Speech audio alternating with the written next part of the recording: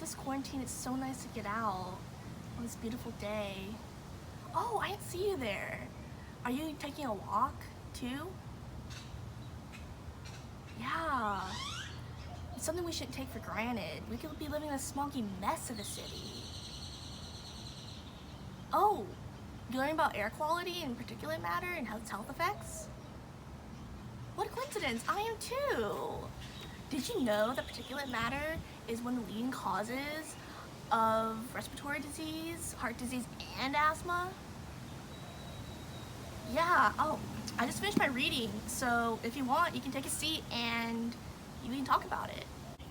Air quality policy began in 1970 with the Clean Air Act.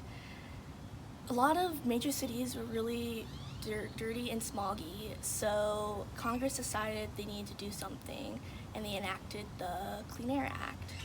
It required the Environmental Protection Agency to regulate air pollution of industries.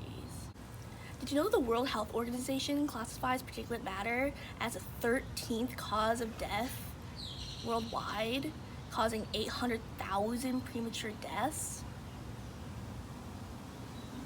Yeah, it's crazy.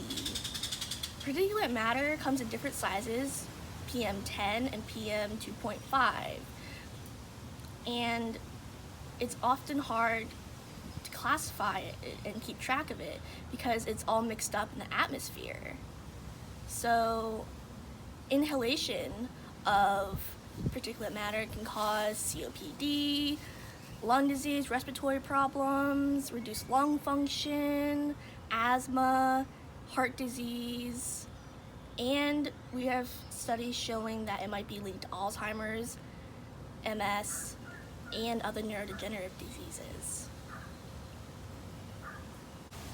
The elderly, babies and children, chronically ill and immunocompromised are more at risk than the general population for disease caused by particulate matter. And since particulate matter is everywhere, it's a global problem. Wait a minute. I know an expert on particulate matter. We can head inside my apartment right now and call her. Let's go do that. Hey Grace, thanks for meeting with me. Hey Leah, thanks for having me. Yeah, no problem. So, you're a graduate doctoral student here at Baylor, and I hear you're an expert on particulate matter. I've been talking to a friend about air quality and its health effects. Can you give me a rundown of your research with particulate matter? Sure, I'd love to. So in a nutshell, I study how atmospheric pollution affects cells in the brain. Specifically, I look at ultrafine diesel exhaust particles, or UFDEP, which consist of really small nanometer-sized solid particles that are combustion byproducts, and they're emitted from diesel engine tailpipes or diesel engine. So these particles are a public health concern because people in urban areas are continuously exposed to them, and they're so small that when inhaled, they can cross from the lung into the blood, and once in the blood, they can reach all sorts of organs, so the lungs, the heart, kidneys, and even the brain. In fact, we've known for decades that particulate matter is associated with lung and heart disease, even diabetes, and more recently we've seen a strong link to neurodegenerative diseases like Alzheimer's, Parkinson's, multiple sclerosis, you name it. That's really, really interesting. How does particulate matter, specifically diesel exhaust particles, affect the human body in the way that you're researching? Yeah, that's a good question. So the focus of my research is understanding two things primarily. First, how these particles affect the blood-brain barrier, which is the very important barrier that separates the blood from the brain.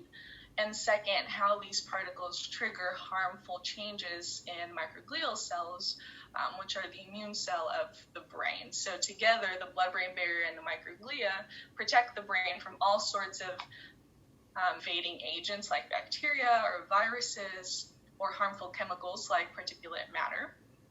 And together, they're essentially the first pass or the protection of the brain. When exposed to DEP, the blood-brain barrier and the microglia can undergo many aberrant changes that then contribute to the development or the progression of brain disease. And so essentially, I study the effects of DEP exposure at the molecular cellular levels using blood-brain barrier endothelial cells and microglial cells. Wow. What are you hoping to accomplish with your research, and is this something more people should be aware of? Sure, that's a great question. So the ultimate goal of my research, I think, is to better understand the etiology of these air pollution-related neurodegenerative diseases, in hopes to not only find ways to treat them or prevent them, but also to improve or influence our country's air quality regulations and make them more protective of human health. Great, that's awesome. I think that's all the questions I have. Thank you for letting me interview you. Yeah, absolutely. Anytime. Hopefully they'll let you back into the lab soon and you continue with your research. I know, I'm ready. Hope we see each other soon. Thank you again. Okay, thanks, Leah. Bye. Bye. Well, that's all I have for you today.